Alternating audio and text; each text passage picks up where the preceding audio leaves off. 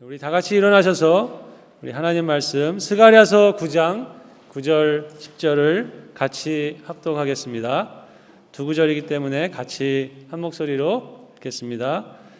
스가랴서 9장 9절 시작. 시온에 따라 크게 기뻐할지어다. 예루살렘에 따라 즐거이 부를지어다.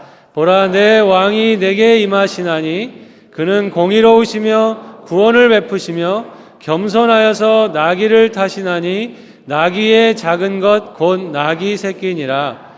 내가 에브라임의 병거와 예루살렘의 말을 끊겠고 전쟁하는 활도 끊으리니 그가 이방 사람에게 화평을 전할 것이요 그의 통치는 바다에서 바다까지 이르고 유브라데 강에서 땅끝까지 이르리라. 아멘.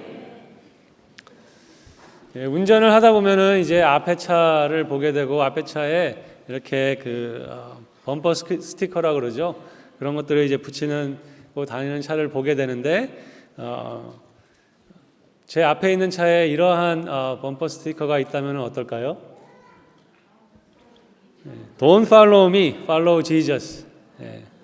날 따라오지 말고 예수님을 따라가세요. 그렇게 안내해주고 있습니다. 또 이런 것도 있습니다. Do you follow Jesus this close? 당신은 예수님도 이렇게 가깝게 따라가시나요? 하면서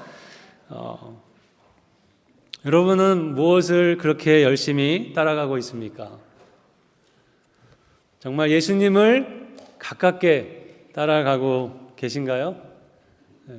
그리스도인이라는 의미는 무엇입니까? 그리스도인은 예수님을 따라가는 사람들이라는 뜻이죠. 그런데 이제 질문이 생깁니다. 오늘날 우리는 예수님을 볼 수가 없는데 어떻게 예수님을 따라갈 수 있을까?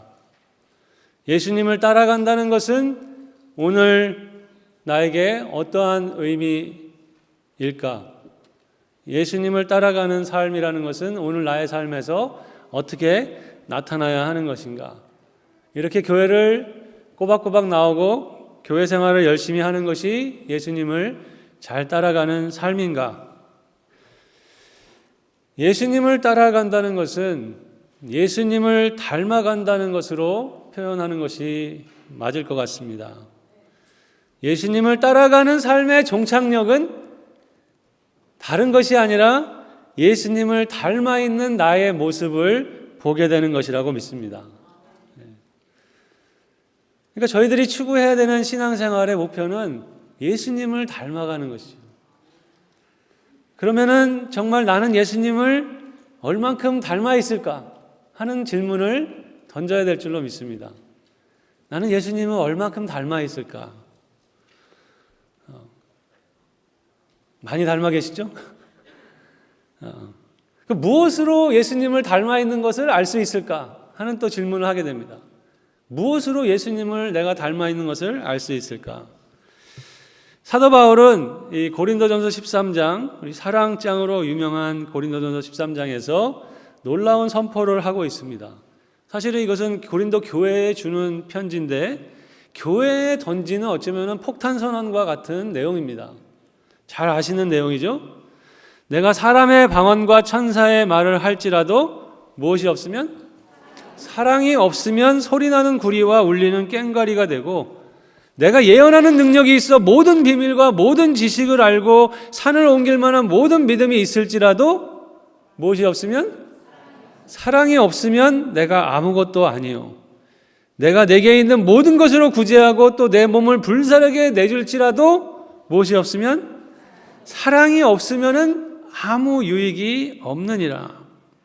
사랑이 없으면 아무것도 아니고 아무 유익도 없고 지금까지 해왔던 모든 것들, 사람들을 통해서 와우 했던 그 모든 것들이 사실은 하나님에게는 아무것도 아니다 라고 말하고 있는 것이 꼭 사랑이 있어야 된다는 거예요. 교회 생활을 하면서 신앙생활을 하면서 반드시 사랑이 있어야 한다는 것이죠. 근데 사랑은 하나님의 성품입니다. 하나님은 사랑이시라 그랬어요. 성품이라고 말하기조차도 어려운 하나님 자체라고 얘기하는 것이죠. 그렇기 때문에 어떠한 신령한 말, 어떠한 예언적인 지식, 믿음도, 어떠한 구제와 헌신도 이 하나님의 성품을 담아내는, 하나님의 성품으로 드러나는 그러한 내용이 없이는 아무 소용이 없다고 얘기하고 있습니다. 내 안에서 하나님의 성품이 드러나는 것이 곧 예수님을 닮아가는 모습이라고 믿습니다. 교회 안에서 방언을 하고 천사의 말을 하는데 교회 안에서 사람들로부터 와, 저분은 신령한 분이야, 저분은 저렇게 기도를 많이 하는 분이야 라는 말을 듣는데 하나님의 성품이 나타나지 않는다면, 예수님을 닮아가는 모습이 나타나지 않는다면 그것은 울리는 꽹과리라고 말하고 있습니다. 교회 안에서는 성경의 지식이 많고 또 저같이 이렇게 설교까지 하면서 또 산을 옮길 만한 믿음이 있어서 교회 안에서 사람들로부터 와, 저 사람은 정말 믿음이 좋은 사람이야 라는 말을 들을 수 있을지 모르지만 그의 삶에서, 그의 일상의 삶에서 예수를 닮은 하나님의 성품이 그의 사람의 언행을 통해서, 그의 인격과 성품을 통해서 나타나지 않는다면 하나님 앞에서 그 모든 것은 아무것도 아니라는 선언을 하고 있는 것입니다. 교회 안에서 자신의 모든 것으로 구제하고 11조 그 이상의 어떠한 자신의 삶의 헌신을 보여주고 열심으로 몸이 부서져라 섬기고 삶을 다 드린 것 같은 그러한 헌신, 우리 그것은 막 목회자나 선교사의 그러한 헌신을 다 한다 해도 그 안에서 하나님의 성품이 배어나오지 않으면 성경은 그 모든 것이 아무 소용이 없는 거라고까지 말하고 있다는 거죠. 그렇기 때문에 이 하나님을 위해서 산다고 할 때, 하나님을 위해서 헌신한다고 할 때 정말 잘 생각해 봐야 하는 문제라고 생각을 합니다. 하나님은 우리에게서 무엇이 필요하신 분이 아니시죠. 삼위일체 하나님에게는 티끌만치도 부족한 것이 없는 분이에요. 우리가 무엇을 해드려야 되는 그러한 분이 절대 아니시죠. 하나님이 정말 원하시는 것은 우리가 하나님을 위해서 무엇을 하기 이전에 우리가 하나님의 성품을 가지는 것이라고 믿습니다. 그것은 바로 예수님을 닮아가는 것이고 그것이 진정 예수님을 가깝게 따라가는 삶이라는 그러한 관점을 오늘 같이 나누기를 원합니다. 사실 그래서 저는 더 두려워져요. 계속 이렇게 저의 신앙생활의 연수가 쌓일수록 또 그렇게 이렇게 사역적으로 이러한 사역을 할수록 더 돌아보고 더 사실 두려움이 있죠.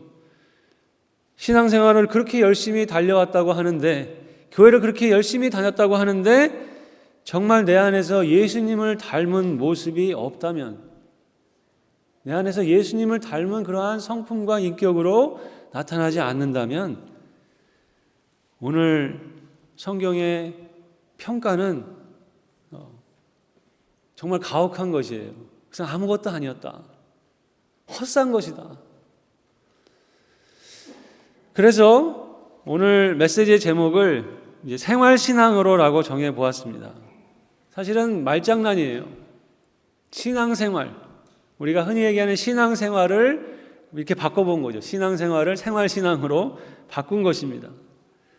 우리가 크리스찬으로서 교회에서 하는 신앙생활이라는 표현은 많이 사용하는데 그 신앙생활에 대해서 우리가 생각하는 것이 교회에서의 어떠한 하는 그러한 종교적인 활동들, 사역들을 열심히 잘하는 것으로 생각한다면 우리의 일상의 생활에서 하나님의 성품을 따라서 예수님을 닮아가고 있는지 하는 것과 돌아보는 그러한 시간을 갖기를 원합니다.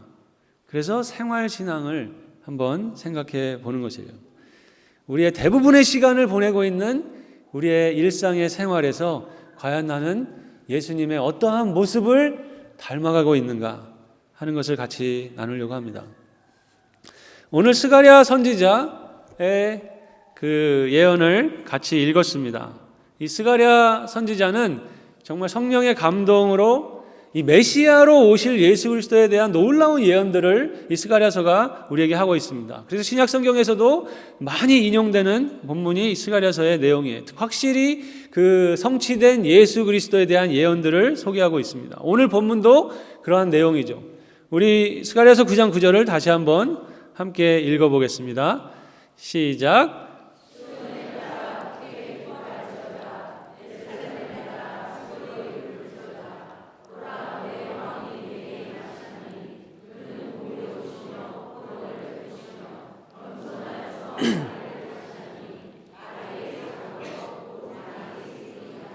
예, 이것은 복음서에서 어떠한 장면을 떠오르게 하는 그러한 내용이죠. 어떠한 장면입니까? 예수님께서 예루살렘에 입성하실 때 무엇을 타고 들어가셨어요? 나귀 새끼를 타고 들어가시는 예수님의 모습이었습니다. 그때 사람들이 어떻게 외쳤습니까? 예, 호산나 호산나. 예, 무엇을 들고? 종려 가지를 들고. 그래서 종려주의를 우리가 할 때 많이 이제 언급하는 성경의 본문입니다. 스가랴 선지자가 BC 520년경에 이 예언을 한 것이에요. 520년이 흐른 후에 예수님을 통해서 정확하게 이 예언이 성취된 것입니다. 놀라운 일이죠. 그리고 스가랴서 9장 10절은 이렇게 얘기합니다. 내가 에브라임의 병거와 예루살렘의 말을 끊겠고 전쟁하는 활도 끊으리니 그가 이방 사람에게 화평을 전할 것이요 그의 통치는 바다에서 바다까지 이르고 유브라데 강에서 땅끝까지 이르리로다.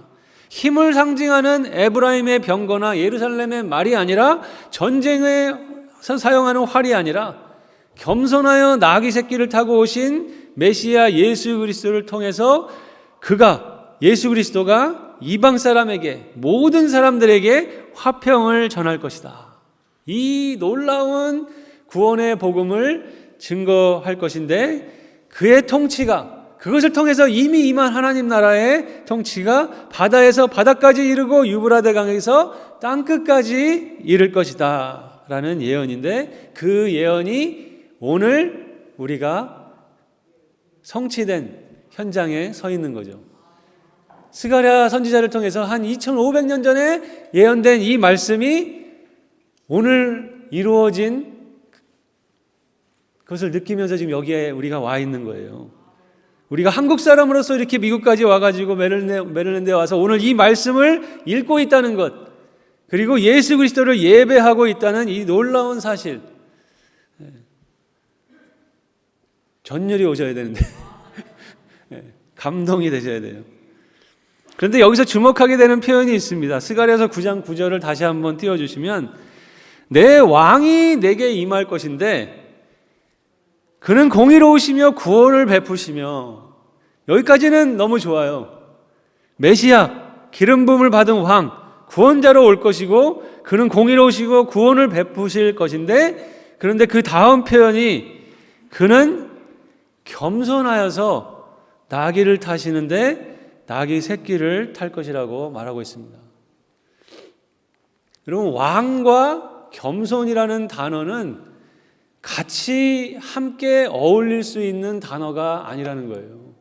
오늘날 우리는 이제 이러한 섬김, 우리 머슴교회, 이러한 이제 그 섬기는 리더십 이런 것에 막 익숙해졌기 때문에 크게 이것이 다가오지 않을지 모르지만 당시에 스가랴 선지자 당시에 바벨론 제국과 또 무너져서 페르시아 제국이 있고 정말 왕이 있어서 그러한 킹덤의 시대를 살아갈 때 왕이라는 존재, 왕이라는 표현과 그 자체에서 이미 담아져 있는 모든 그 내용이 겸손이라는 단어는 같이 쓸 수 없는 그러한 내용이라는 거예요. 그런데 오늘 하나님의 말씀은 온 인류를 구원할 평화를 가져올 진정한 평화를 가져올 왕, 메시아, 구원자가 올 것인데 그 왕은 겸손하다는 표현을 쓰고 있는 거예요. 그 왕은 병마와 병거가 아니라 겸손하여서 나귀를 타시는데 나귀의 작은 것, 나귀 새끼를 타고 오시는 왕이라는 것. 사실 얼마나 우스꽝스러운 모습입니까? 왕인데 나귀를 타는 것도 그런데 나귀 새끼를 타고 오는 거예요. 세상으로부터는 취급을 받지 못하는 모습이 돼버리는 거죠.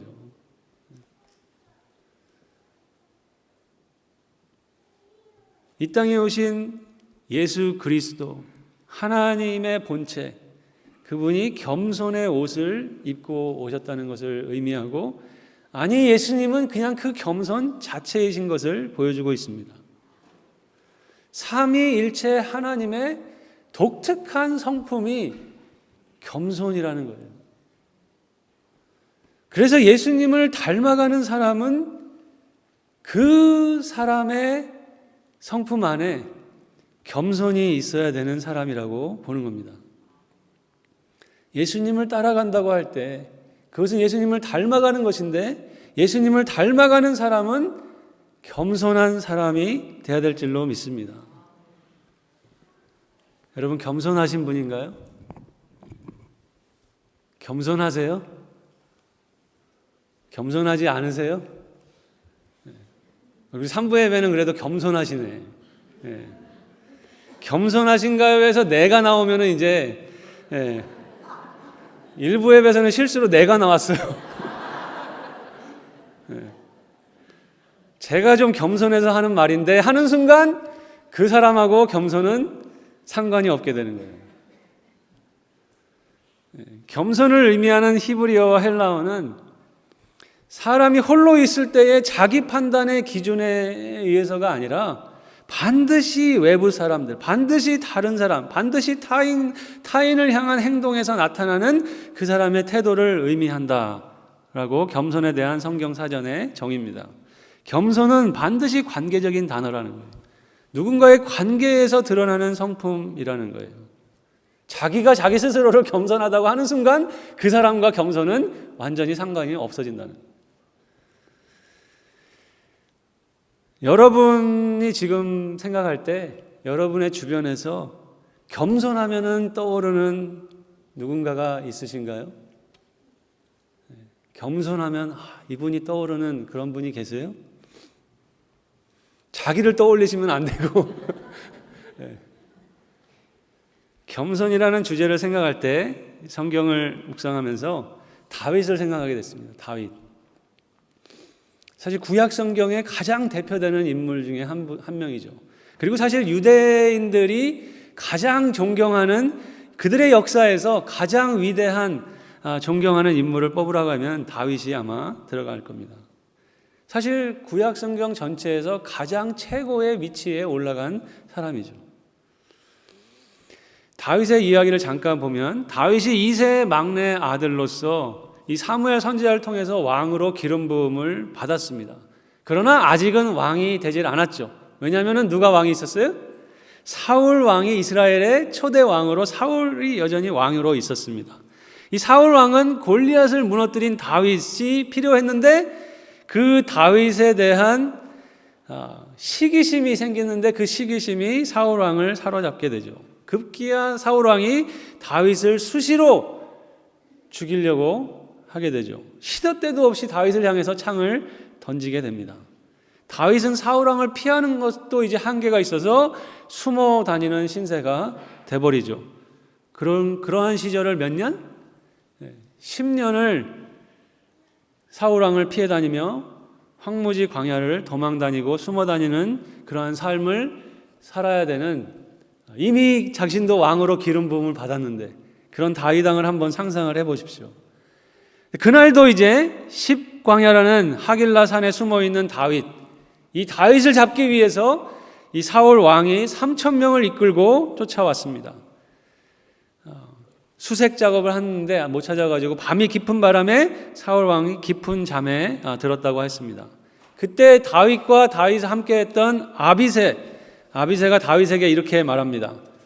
아비새가 다윗에게 이르되 하나님이 오늘 당신의 원수를 당신의 손에 넘기셨습니다. 그러므로 청하오니 내가 창으로 그를 찔러서 단번에 땅에 꽂게 하소서. 내가 그를 2번 찌를 것도 없습니다. 정말 하나님이 주신 기회가 열린 거예요.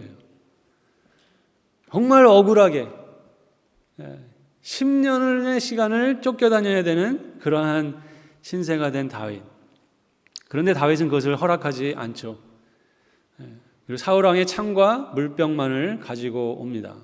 근데 사실 이것이 처음 있는 기회가 아니었잖아요. 엔디게 광야에서도 사울왕이 다윗을 죽이려고 쫓아왔다가 동굴에 들어와서 뭘 하게 되죠? 용변을 보게 됐는데 그 동굴 안에 다윗과 다윗의 사람들이 있었어요. 그때도 다윗의 사람들이 이것은 하나님이 주신 기회입니다. 하나님이 당신의 억울함을 씻어주시는 날이 바로 오늘입니다 라고 이야기를 해줍니다. 그런데 다윗은 그 용변을 보고 있는 사울왕을 제거하지 못하고 겉옷 자락만을 자르게 되죠. 그때 사무엘상 24장 5절 6절에 이렇게 기록합니다. 그리한 후에 사울의 옷자락 뱀으로 말미암아 다윗의 마음이 찔려 자기 사람들에게 이르되 내가 손을 들어 여호와의 기름 부음을 받은 내 주를 치는 것은 여호와께서 금하시는 것이니 그는 여호와의 기름 부음을 받은 자가 됨이니라 하고, 다윗을 통해 가지고 겸손이 무엇인지를 배우려고 합니다. 사실 저희들의 매일의 일상의 삶에서 우리의 생활 신앙으로 나타나야 될 하나님의 성품, 예수님을 닮아가는 모습 가운데 겸손이라는 그러한 주제를 오늘 같이 나누고 있는데, 이 다윗을 통해서 겸손이 무엇인가 하는 것을 생각을 해보게 되는 거죠. 조금 전에 그러한 일련의 내용을 통해서 겸손이란 하나님을 경외하는 삶에서 시작한다는 것을 보게 됩니다. 그리고 겸손이라는 것은 내가 누구의 권위 아래에 있다는 것을 인정하는 자리에서 나오는, 그것을 인정하는 삶을 반복할 때 나도 모르게 내 안에서 체득되는 성품이 된다는 것이에요. 다윗은 자신도 기름 부음 받은 왕이었지만 자신이 누구의 권위 아래에 있는지를 잊지 않고 있는 모습입니다. 사울 왕이 이 교만으로 치닫게 된 것도 자신이 누구의 권위 아래에 있는지를 잊어버리는 순간에서부터 시작이 돼요. 사울도 처음엔 그렇지 않았잖아요. 사울 왕은 이제 왕인 자신이 최종 권위자라고 거기에 그러한 착각에 빠지기 시작했죠. 그러나 다윗은 기름 부으신 분이 하나님이시라는, 기름 부으신 분이 하나님이시라는 것을 분명히 하면서 하나님이 최종 권위자이신 것을 잊지 않았다는 겁니다. 다윗은 그의 억울함을 한순간에 씻어버릴 수 있는 상황이었는데 기름 부으신 분이 하나님이시고 자신은 하나님의 권위 아래에 있다는 것을 잊지 않았기 때문에 사울 왕을 한 번에 제거할 수 있는 기회였고, 다른 모든 사람도 그것이 하나님의 뜻이라고 말하는 상황에서 겉옷자락을 벤 것만으로도 마음에 찔려하면서 하나님을 경외하는 그 경외심 앞에 서 있는 겁니다. 겸손은 하나님의 권위 아래에 있다는 것을 인정하는 삶에서 가꾸어지는 성품이라고 믿습니다. 하나님을 경외하는 것이 지혜로운 삶의 근본이라고 성경은 말해주고 있습니다. 그렇기 때문에 질문하셔야 돼요. 나의 삶에 지금 주어진 여러 가지 위치에서 과연 나는 누구의 권위를 인정하고 있는가?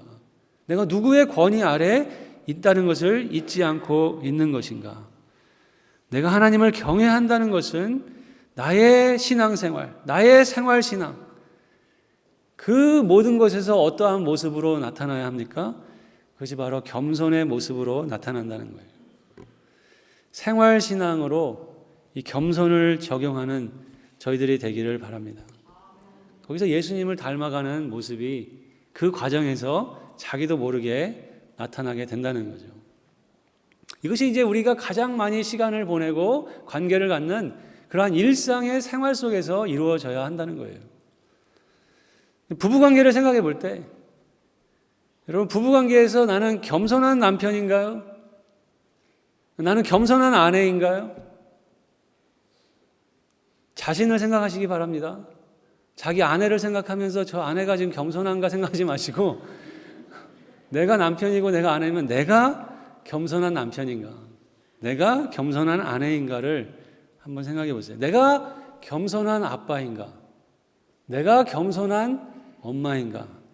가정 안에서 누구의 권위를 최고의 권위로 인정하고 있는가?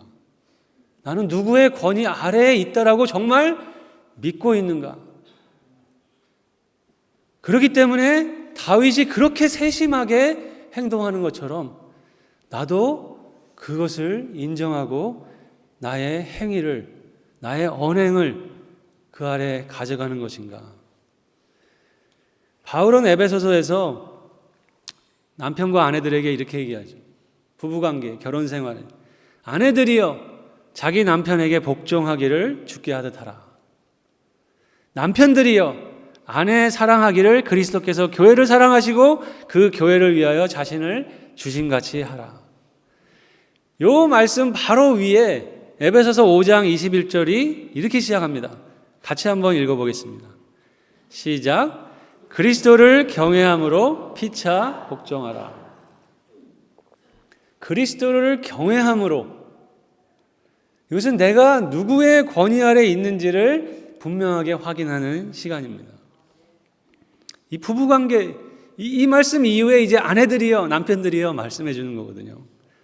이 부부관계에서 누가 최종 권위자인지 누구인지를 분명히 인정하는 것인데, 근데 우리의 삶을 보면은 남편과 아내가 어떠한 삶의 영역들에서 자신이 최종 권위자가 되고 싶고 그게 맞다라고 주장하고 싶은 그러한 내용들이 우리 안에 있으면서 계속해서 긴장 관계에 있는 모습들이 있는 거죠. 계속 그러한 모습 속에서 있다면은 그 부부 관계에서의 겸손의 성품이 자라지 않게 된다는 거예요. 이제 막 결혼을 하려고 하는 커플들이 이제 결혼을 약속하고 찾아오면은 이제 결혼 전에 하는 그 카운셀링을 하게 됩니다. 8주 동안을 하게 되는데, 이제 같이 만났을 때 제일 처음 그들이 이제 결혼을 약속했고 결혼식까지 이제 잡아놨기 때문에 정말 제대로 된 결혼, 행복한 결혼, 또 믿음 안에서 있기 때문에 성경적인 부부관계, 하나님 안에서의 결혼, 그런 부분을 이제 관심을 가지고 같이 이제 8주 동안의 그 클래스를 시작할 때 처음으로 보여주는 그림이 있습니다. 이것이 성경적인 부부관계, 하나님 안에서의 가정을 이루는데 가장 중요한 원리라고 같이 확인하면서 보게 되는 그림이 있는데, 이 그림입니다. 이 그림이 결혼 생활에서 무엇을 얘기하는지 한번 같이 이제 얘기해 보는 거죠. 어떤 것 같습니까? 부부가 지금 이제 결혼하는 거예요. 가장 가까워지기를 원하는, 부부는 이제 한 몸이 되는 거예요. 부부가 제일 가까워지려면 어떻게 된다는 거예요? 부부가 제일 가까워지고 가장 하나가 되는 길은 남편과 아내가 하나님께로 가까이 갈 때라는 거죠. 그래서 남편이 하나님을 경외함 속에서 하나님께로 가장 가까이 갈 때, 아내가 하나님을 경외함 가운데 하나님께로 가장 가까이 갈 때 남편과 아내는 가장 가까워지는 것. 이것은 부부관계에서 누구를 최종 권위로 생각하는지, 이 가정 안에 최종 권위가 누구에게 있는지, 이 결혼을, 이 부부관계를 허락하신 분이 누구신지, 기름 부으신 자가 누군지를 잊지 않는 것을 얘기하는 거예요. 그 안에서 남편과 아내는 서로를 향해서 피차 복종하는 것이, 그것이 복종이 억지로 이루어진 어떤 굴복적인 그러한 느낌이 전혀 일어나지 않고 너무나 자연스럽게 일어나는 사랑의 표현이, 사랑의 관계가 될 수 있다는 거죠. 이것이 성부, 성자, 성령 삼위 하나님이 삼위일체를 이루시는 그 비밀로 우리를 초대하신 그 내용이라는 거예요. 그러한 부부 가정을 이루고 계신 줄로 믿습니다. 계시죠? 만약에 좀 약간 지금 안 그러신 것 같으면은 오늘 저녁에 자기 전에 남편과 아내, 부부가요, 손을 잡고 같이 기도해 보세요. 누가 먼저 누가 먼저 이렇게 그거를 하기 전에 손을 잡고 한번, 여러분 그 자체가 여러분의 두 관계, 남편과 아내의 관계에 누가 최종 권위자라는 것을 인정하는 거예요? 하나님이 계시다는 것을 인정하는 가장 강력한 서로에 대한 고백이에요. 우리 둘 사이에 전능자, 우리 둘 사이에 관계를 이루신 하나님을 인정하는 그 모습이에요. 거기서 자기도 모르게 겸손은 삼위일체 하나님의 독특한 성품이라고 했습니다. 왜 독특한이라는 표현을 쓰는가 하면은 신과 겸손은 같이 어울릴 수 있는 단어가 아니라는 거예요. 겸손한 신, 이것은 모자라 보이는 거예요. 사도 바울은 삼위일체 하나님 안에 있는 이 겸손의 DNA가 어떠한 것인지를 놀라운 표현으로 우리에게 알려주고 있습니다. 여러분 잘 아시죠? 빌립보서 2장 6절 8절 말씀. 그는, 같이 한번 읽어볼까요? 시작. 그는 근본 하나님의 본체시나 하나님과 동등됨을 취할 것으로 여기지 아니하시고 오히려 자기를 비워 종의 형체를 가지사 사람들과 같이 되셨고 사람의 모양으로 나타나사 자기를 낮추시고 죽기까지 복종하셨으니 곧 십자가에 죽으심이라. 여러분 아까 그 남편과 아내 하나님께 가까이 갈 때 거기에 아빠, 자녀, 엄마, 자녀도 그렇게 생각을 해보세요. 아빠와 자녀가 정말 그 가족의 의미를 인정하고 누리게 되는 것은 하나님께로 가까이 갈 때 경험할 수 있는 것은 이 세상에서 이해할 수 없는 경험을 하게 되는 것을 기억하시기 바랍니다. 예수님은 하나님의 본체신데 하나님과 동등됨을 취할 것으로 여기지 아니하시는, 예수님이 요한복음에서 끊임없이 아버지의 권위를 인정하는 많은 표현들을 쓰고 있습니다. 하나님이신 성자 예수님이 인간이 되시도록 순종하시는, 성육신의 이야기를 하는 것이고, 성육신하서 인간이 되신 예수님은 자기를 낮추시고 십자가에 죽기까지 복종하신 이 성자 예수 그리스도를 통해서 드러난 삼위일체 하나님의 겸손의 절정의 모습을 소개하는 거예요. 어떻게 삼위일체 하나님이 겸손하실 수 있는, 그 겸손의 절정이 성육신하시고 십자가로 우리에게 나타나는 거예요.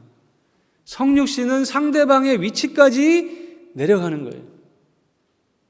상대방의 위치로 완전히 내려가는 거예요. 이건 같은 비유가 될 수는 없지만 왕이 어린아이에게 다가가서 이야기하기 위해서 자기의 큰 말에서 내려와 가지고 무릎을 꿇고 그 아이와 눈을 맞추며 얘기하려고 하는 듯한, 십자가라는 것은 상대방이 가져야 되는 최고의 행복을 그 사람이 가지고 누리도록 할 수 있도록 하기 위해서 내가 할 수 있는 최선의 희생을 마다하지 않는 것.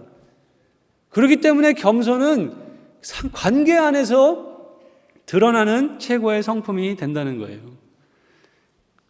이 말씀 이전에 너희 안에 이 마음을 품으라 곧 그리스도 예수의 마음이라고 도전하고 있습니다. 그리고 바로 그 앞에서 빌립보서 2장 3절이죠.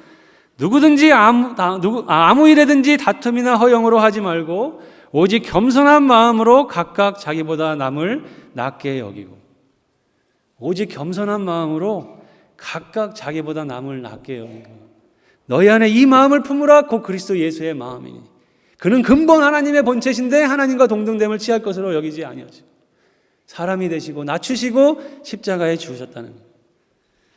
생활신앙으로 저희가 겸손의 하나님의 모습, 겸손의 예수님을 닮아가는 저희가 되기를 원합니다.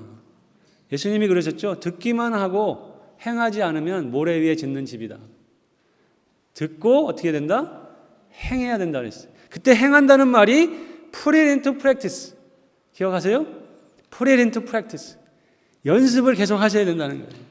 무엇을 연습해야 됩니까? 나보다 남을 낮게 여기는, 나보다 남을 낮게 여기는. 여기 낮다는 이거는 받침을 잘 쓰셔야 돼요. 하나 잘못 쓰면은 완전히 반대가 됩니다. 네, 이렇게 해서 이렇게 낮게 여기는, 낮게. 같이 한번 따라해 보겠습니다. 나보다 남을 낮게 여기자. 이렇게 하시면서 하세요. 이렇게. 나보다 남을 낮게 여기자. 네. 여러분, 이번 일주일 동안 일상의 생활, 신앙, 일상의 삶을 사시면서 다른 사람을 나보다 낮게 여기는 그 삶을 실천하시기 바랍니다. 식당에 만약에 가시면요, 여러분을 서브하는 종업원을 여러분보다 더 낮게 여기세요. 그 마음으로 들어가세요. 그 마음을 가져야 그러한 언어가 나오고 그러한 표정이 나오고 태도가 나옵니다. 더 낮게 여기세요. 마트에 가실 때도 준비하고 가세요. 기도하고 가세요. 캐시어를 대하실 때 나보다 낮게 여기세요. 낮게. 교회에 와서도 우리가 지금 사람이 많기 때문에 잘 모르시는 분들도 많잖아요. 그런데 누구를 대하든지 나보다 더 낫다고 여기세요. 함부로 반말하지 마시고, 나이에 상관없이, 직분에 상관없이, 외모에 상관없이 상대를 나보다 낮게 여기는 마음을, 그러한 스피릿을 가지고 나아갈 때 자기도 모르게 자기 안에 예수님의 겸손의 성품이 나오게 될 줄로 믿습니다. 직장이나 이웃이나 가족관계에서 특히 나를 괴롭히는 오늘 이 사울왕과 같은 존재가 아마 한 사람 이상은 꼭 있을 거예요. 어떤 경우에는 내가 아무런 잘못한 것도 없는데, 그런데 내가 판단자가 되지 않겠다는, 내가 최종 권위자가 아니라는 것을 기억하고 하나님의 권위를, 그러한 관계 안에서마저도 하나님의 권위를 인정하는 그 지금 다윗이 보여준 그러한 삶을 살 때 그것이 진짜 신앙생활, 그것이 진짜 예수님을 따라가는 삶이라고 믿습니다. 쉽지 않은 내용이죠. 겸손한 이 생활 신앙으로 나아갈 때 나도 모르게 내 안에서 예수님을 닮아가는 그러한 모습이 나오는 것이 이게 진짜 신앙이라는 거예요. 스가랴서 앞에 미가서에서도 이렇게 전합니다. 내가 무엇을 가지고 여호와 앞에 나아가며 높으신 하나님께 경배할까? 내가 번제물로 1년 된 송아지를 잘 준비해서 그 앞에 나아갈까? 여호와께 천천의 순양이나 만만의 강물 같은 기름을 가지고 가면 기뻐하실까? 내 허물을 위해서 내 맏아들을 희생시키고 내 영혼의 죄로 말미암아 내 몸에 열매를 드릴까? 근데 하나님은 무엇을 원하신다는 거예요? 미가서 6장 8절 말씀이죠. 사람아, 주께서 선한 것이 무엇임을 내게 보이셨으니 여호와께서 정말 원하시는 것은 오직 정의를 행하며 인자를 사랑하며 겸손하게 내 하나님과 함께 행하는 것이 아니냐.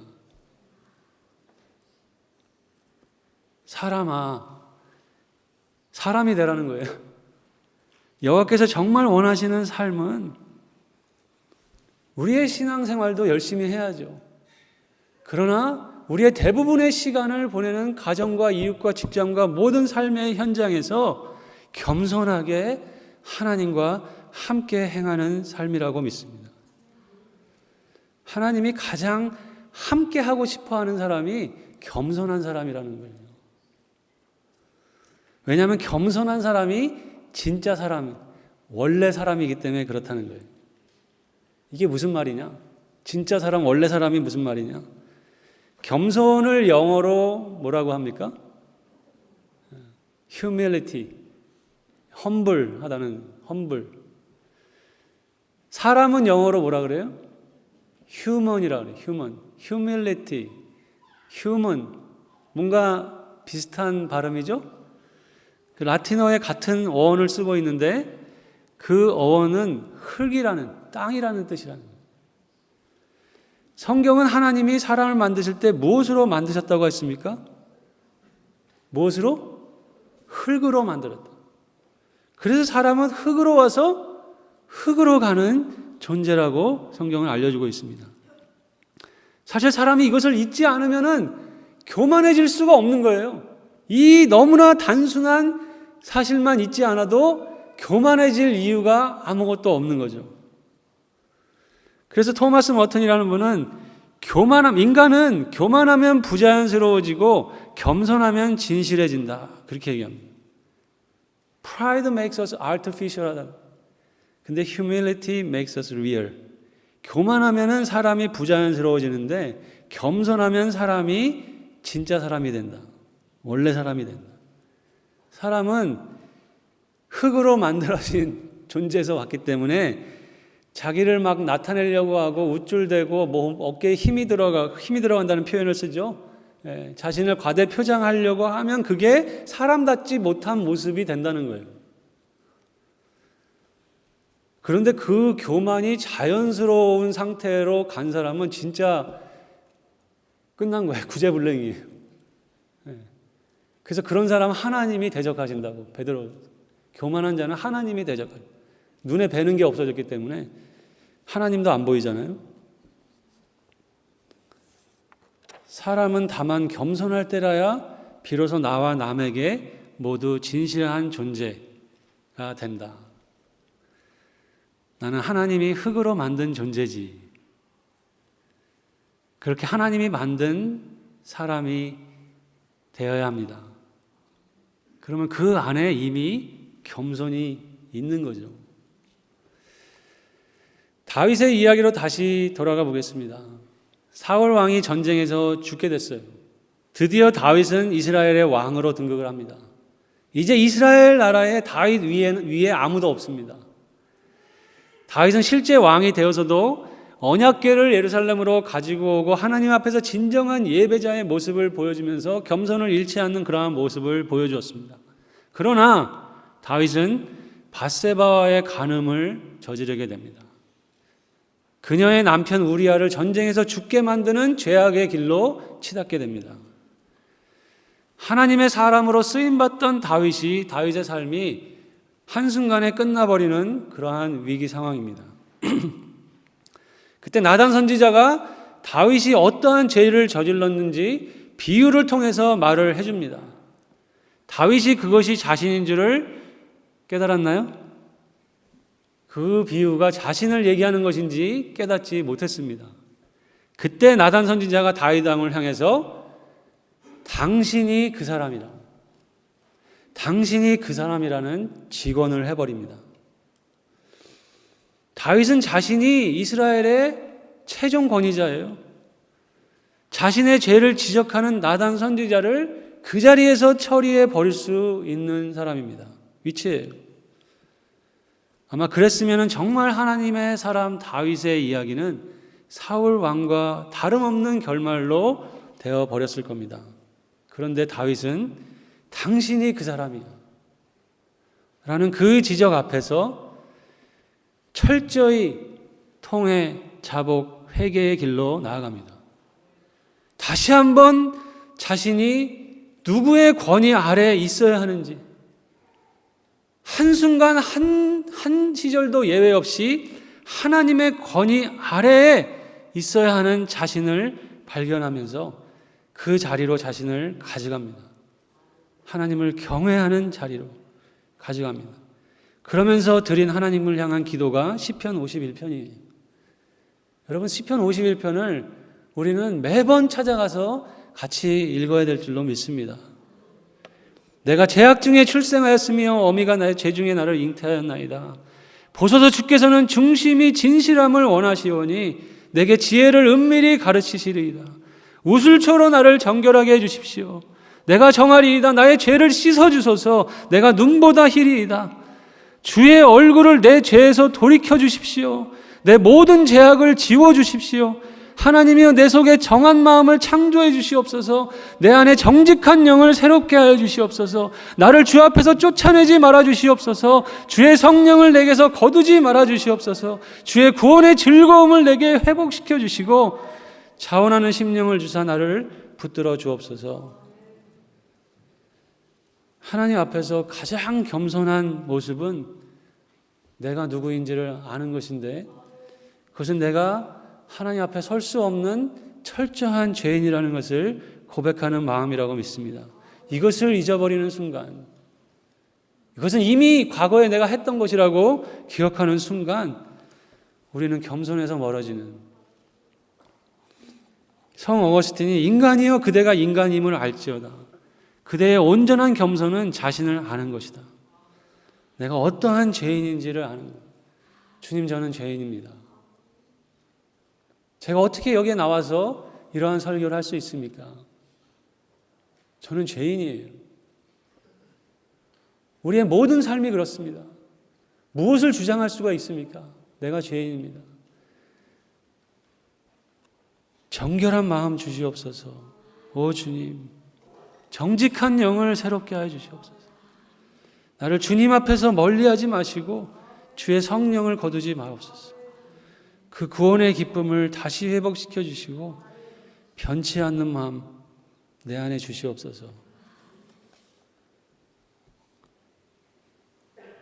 내가 누구인지, 내가 하나님 앞에 설 수 없는 죄인인지 그 겸손한 마음으로 주님 앞에 늘 나아가는, 주님 앞에 나올 때마다 그 마음에서 시작하는 저희들이 되어야 될 줄로 믿습니다. 사도 바울은 자신이 죽기 전에 성도들에게 마지막으로 권면을 합니다. 겸손으로 허리를 동이십시오. 젊은이들아 이와 같이 장로들에게 순복하고 다 서로 겸손으로 허리를 동이라. 겸손으로 옷을 입으라. 생활, 모든 일상의 삶에서 겸손으로 옷을 입으라. 장로들아, 여러분 특별히 교회의 직분을 맡고 있는 분들, 겸손으로 허리를 동이라고 얘기하고 있습니다. 하나님의 능하신 손 아래에서 겸손하십시오. 여러분, 예수님이 예루살렘에 입성하실 때 오늘 스가랴의 예언을 이루시기 위해서 제자들을 보내서 나귀 새끼를 데리고 오게 합니다. 나귀 새끼 위에 예수님이 타시고 예루살렘으로 입성할 때 사람들이 호산나 호산나 다윗의 자손이마 하면서 환호하고 박수갈채를 보낼 때 그 사람들의 환호와 박수갈채는 누구를 향한 것이었습니까? 예수님을 향한 것이에요. 그런데 나귀 새끼가 한순간에 자기 등에 태운 예수님을 잊어버리고 자기가 지금 그 환호와 박수를 받아야 되는 존재로 착각하는 순간 나귀 새끼의 교만은 정말로 꼴불견인 모습이 되는 것이죠. 나귀 새끼, 자꾸 그 표현을 써서 죄송한데 근데 성경대로 얘기하는 거예요. 나귀.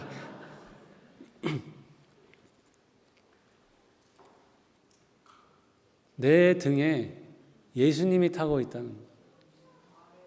나는 예수님을 닮아가는 사람이라는 것.